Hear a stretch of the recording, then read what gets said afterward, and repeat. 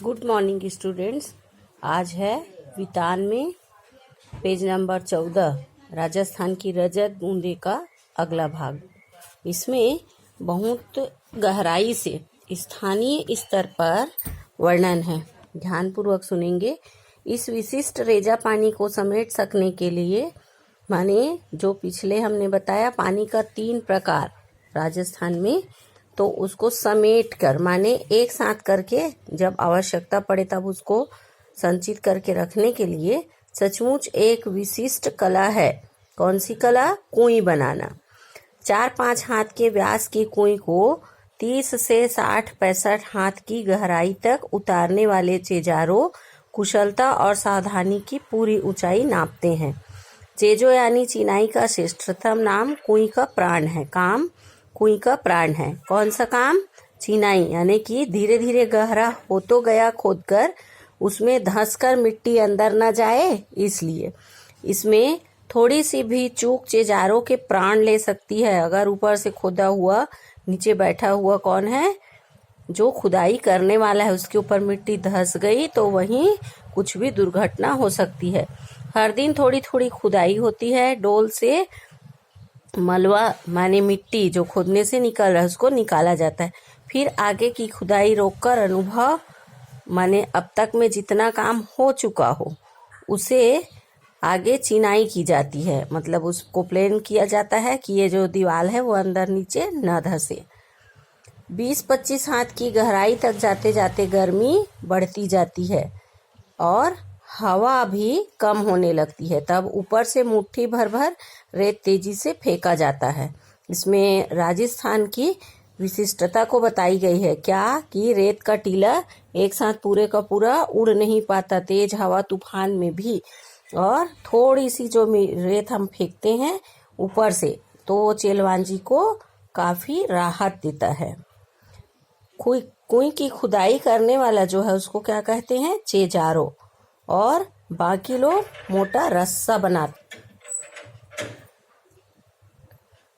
और इससे उसके दीवार पर गोलाई से, जैसे हमने बताया पाइप को गोल गोल हम लोग करके रखते हैं, वैसे ही एक के ऊपर एक उसको डालते हुए दीवार पर सावधानी से कुछ चिपकाया जाता है ताकि वो उसके लिए बेस का काम करे, माने आधार रहे और दीवार न धंसे। अगले दिन फिर कुछ हाथ मिट्टी खोदी जाती, माने गहराई और बढ़ जाती है। लगभग 5 हाथ के व्यास की कुएं में रस्से की एक ही कुंडली सिर्फ एक घेरा बनाने के लिए कितना बताया गया था कल आपको? लगभग 15 हाथ। और इस प्रकार धीरे धीरे जो बहुत गहराई तक हो गई हो तो उसके लिए कितना लगता है? ये सब छोटी छोटी चीजें आप अपने पढ़ते समय ध्यान में रखेंगे। लट्ठे नीचे से ऊपर माने जो मोटा मोटा लकड़ी है उसको ऐसे एक के ऊपर एक सीक्वेंस में फंसाकर सीधे खड़े किए जाते हैं। फिर इन्हें खीप की रस्सी से बांधा जाता है, जैसा कि आपको कल बताया गया था।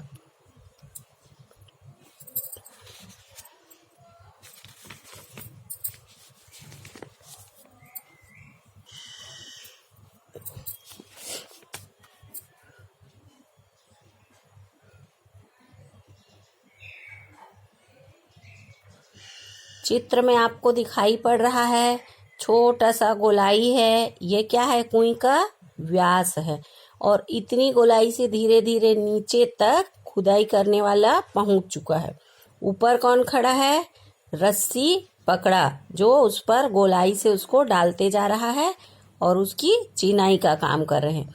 नीचे खुदाई और चिनाई का काम कर रहे चेलवांजी को मिट्टी की खूब परख रहती है, खूब जानकार रहते हैं। खड़िया माने जो हम लोग पीली मिट्टी, खड़िया पत्थर की पट्टी आते ही सारा काम रुक जाता है। जैसे वह पट्टी आती है तो अब आभास हो जाता है कि कुएं में अब पीने का पानी आ जाएगा। इस क्षण नीचे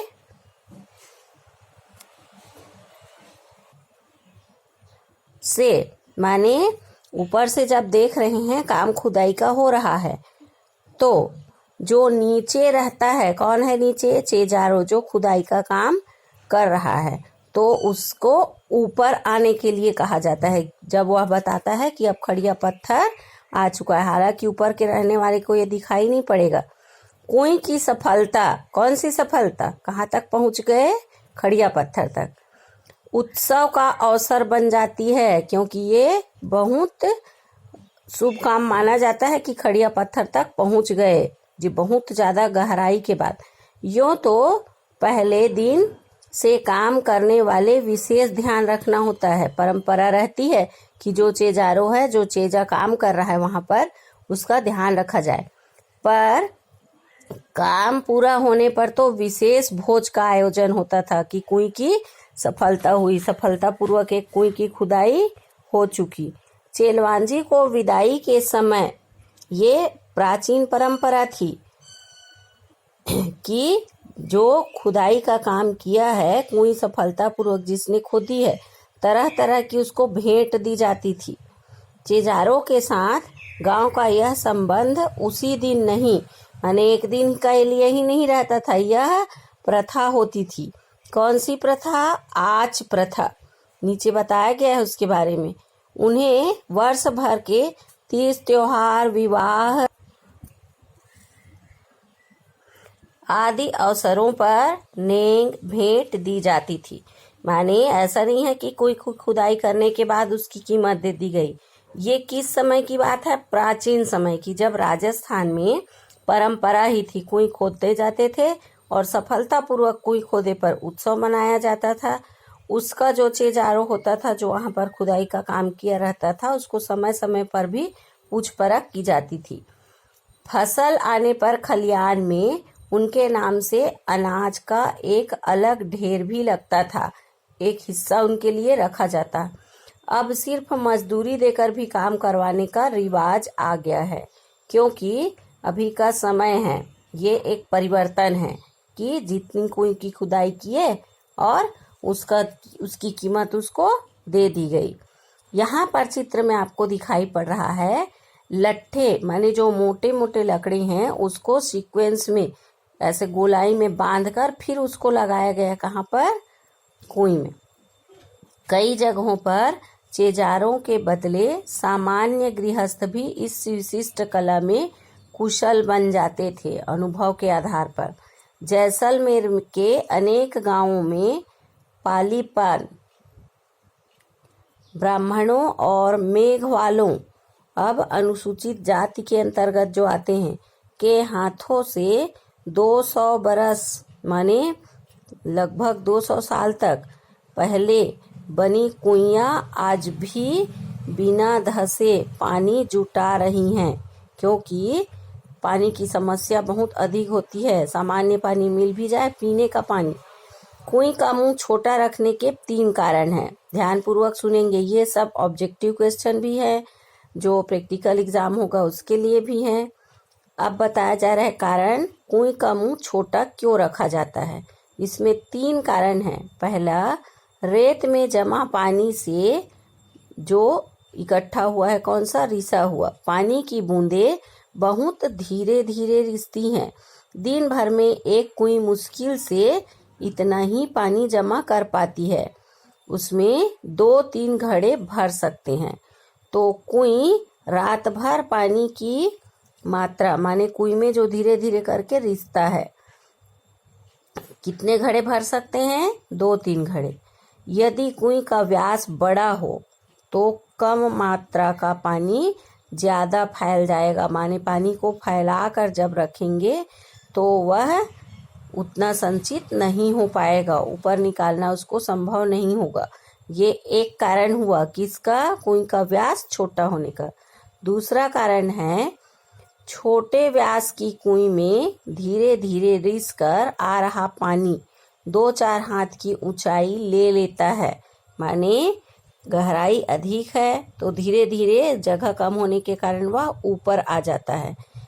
कई जगहों पर कुएं की पानी निकालते समय छोटी बाल्टी के बदले चड़स का उपयोग भी किया जाता है। ये राजस्थानी भाषा है, जिसमें डोल जैसे बाल्टी होती ना, ऐसे ही किसी फल का, किसी उसका बनाया जाता है बाल्टी जैसा। आगे इसमें बताया गया है उसके बारे में आपको। तो इस कारण भी कुएं का व्यास छोटा रखा जाता है। धातु की बाल्टी पानी में आसानी से डूबती नहीं है और ये जो चड़स होती है वह आसानी से डूब जाती है, पर छोटे कपड़े या चमड़े की चड़स के मुंह पर लोहे का वजनी कड़ा बंधा होता है। वो हल्का होता है और उसको भारी करने के लिए उस पर लोहे का वजनी कड़ा बांध देते हैं, तो वो डूब जाता है और डूबने पर उसमें पानी भर जाता है। ऊपर का वजनी भाग नीचे के भाग पर गिरता है और इस तरह कम मात्रा के पानी में भी ठीक से डूब जाता है। भर जाने के बाद ऊपर उसको खींचकर ले आते हैं, जैसे हम लोग यहाँ पर बाल्टी से पानी भरते हैं। कहाँ से? पिछले दौर में ऐसे कुछ गांवों के आसपास से सड़कें निकली हैं, ट्रक दौड़े हैं, माने जो विकास का दौर चला तो उसमें राजस्थान में भी कुछ विकास हुआ है। फटी ट्यूब से भी छोटी चरसी बनने लगी है, आवश्यकता अनुसार उसको बनाया गया है। कुएं के व्यास का संबंध इन क्षेत्रों में भी पड़ने वाली तेज गर्मी से है। ये भी एक कारण है कुएं का व्यास छोटा होने का, कि तेज गर्मी के कारण यदि व्यास बड़ा हो, ज़्यादा चौड़ा हो, तो कुएं के भीतर पानी ज़्यादा फैला रहेगा। बड़ा व्यास जो पानी का भाप ज़्यादा बनेगा और उड़ जाएगा, तो उसको उड़ने से रोक पाएगा, इसलिए उसका व्यास छोटा होता है।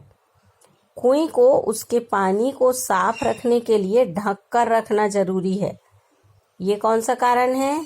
कुएं के व्यास को छोटा रखने का एक और कारण कि उसको ढकना रहता है, क्योंकि अगर खुला रहेगा तो उसमें बाहर से कचड़े पड़ जाएंगे, हवा चलेगी तो रेत उड़कर चला जाएगा। छोटे मुंह को ढकना सरल होता है। हरेक कुएं पर लकड़ी के बने ढक्कन ढके मिलेंगे। कहीं कहीं खस की जो चटाई बनती है, वैसे ही चटाई से पूरी तरह घास फूस छोटी छोटी टहनियों से बने ढक्कनों का भी उपयोग किया जाता है। यहाँ नई सड़कें निकली हैं, माने विकास का जो दौर हुआ भारत में, उसके अंतर्गत राजस्थान में भी कुछ जगह नई सड़क हुई है। इस तरह नए और अपरिचित लोगों की आवक जावक भी बढ़ गई है। यहाँ अमृत जैसे इस मीठे पानी की सुरक्षा करनी पड़ती है, क्योंकि कुएं में एक बार अगर कुछ चला गया तो उसको निकालना मुश्किल होगा। इन इलाकों में कई कुइयों के ढक्कने पर छोटे छोटे ताले भी लगने लगे हैं, क्योंकि सार्वजनिक स्थान पर है, तो ताले कुएं के ऊपर पानी खींचने के लिए घिरनी। ध्यान देंगे, कुएं के ऊपर क्या लगे रहते हैं? छोटे छोटे ताले। और कुएं में बाल्टी डालकर उसको ऊपर पानी खींचने के लिए चक्री, हमारे यहाँ कुएं में भी लगाया जाता है। तो वैसे ही जो चक्री का प्रयोग किया जाता है, क्यों किया जाता है? ताकि आसानी से बाल्टी से पानी ऊपर खींचा जा सके। कुएं गहरी बने तो पानी खींचने की सुविधा के लिए उसके ऊपर घिरनी व चक्री लगाई जाती है। क्यों लगाई जाती है? पानी को खींचने की सुविधा के लिए। पर गरेड़ी, चरखी या फरेड़ी भी कहलाती है, इसी को कहा जाता है। फरेड़ी लोहे की दो भुजाओं पर भी निकलती है, दोनों साइड से ऐसा एंगल लगा दिया जाता है, उसके बीच चक्री फंसा दी जाती है। लेकिन प्रायः यह गुलेल के आकार के मजबूत तने को काटकर, माने लकड़ी का जो मोटा तना होता है उसे काटकर वहाँ गड़ा दिया जाता है और उसी में चक्री लगा दी जाती है। उसके ओड़ाक कहते हैं। क्या कहते हैं? ओड़ाक कहते हैं। अंडरलाइन करेंगे, चरखी, ओड़ाक। ओड़ाक और चरखी के बिना इतनी गहराई और सकरी कुएं से पानी निकालने का काम बहुत कठिन हो जाता है।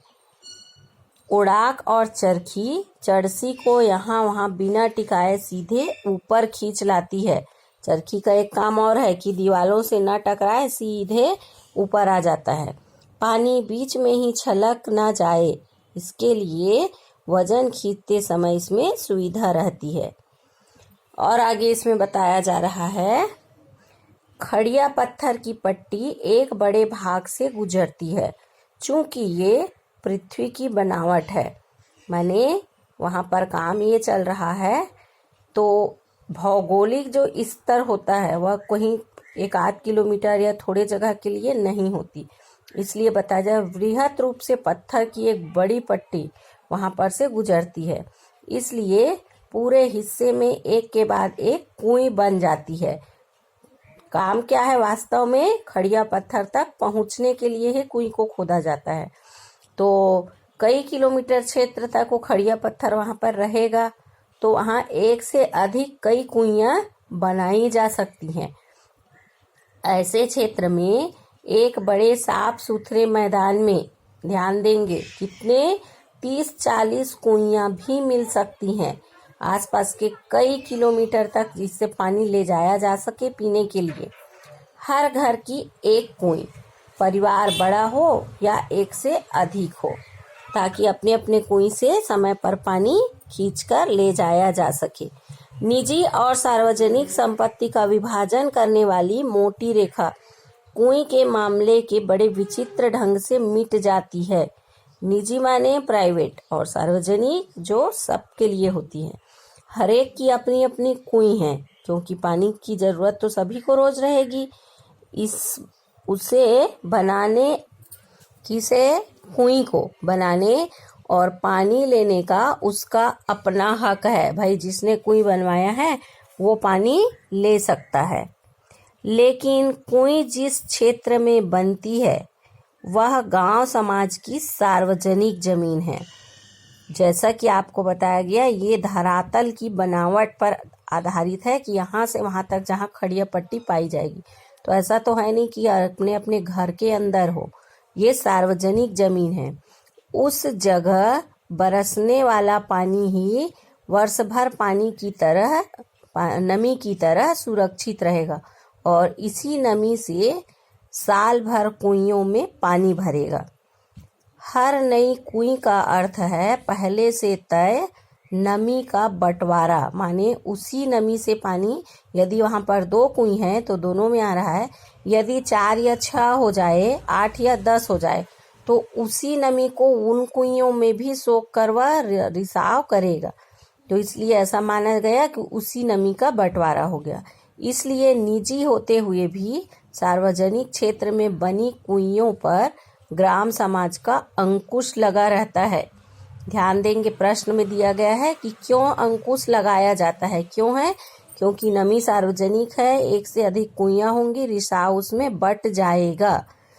बहुत जरूरत पड़ने पर ही समाज कुएं के लिए अपनी स्वीकृति देता है और स्वीकृति होने के बाद ही कुएं बनाई जा सकती है। अभी आपको इसमें जो अगला पेज दिखाई दे रहा है 19, 20, 21, यहाँ तक बहुत ध्यान पूर्वक उच्चारण करते हुए पढ़कर उसमें आपको अवलोकन करके रखना है। आगे कल पढ़ेंगे और इसके साथ जो ऑब्जेक्टिव और जो प्रश्न उत्तर है उस पर ध्यान देंगे। यहाँ कितने प्रश्न हैं? कुएं का व्यास कम क्यों होता है? घिरनी क्यों लगाई जाती है? चड़स का क्या कार्य है यहाँ पर? और सार्वजनिक जमीन पर कुइयां क्यों बनाई जाती हैं? ग्राम समाज का अंकुश क्यों होता है? उसी प्रकार से अनेक छोटे छोटे प्रश्न हैं। हर दिन सोने का एक अंडा देने वाली मुर्गी की अपरिचित कहानी की जमीन पर उतरती है, क्योंकि जितने बार कुएं बनेगी उतने बार वहां का पानी का रिसाव हो जाएगा, बट जाएगा। तो इस प्रकार बहुत ही अच्छी भाषा शैली में लेखक ने स्थानीय शब्दों का प्रयोग करते हुए राजस्थान में पानी की समस्या पर बहुत अच्छा वर्णन किया है।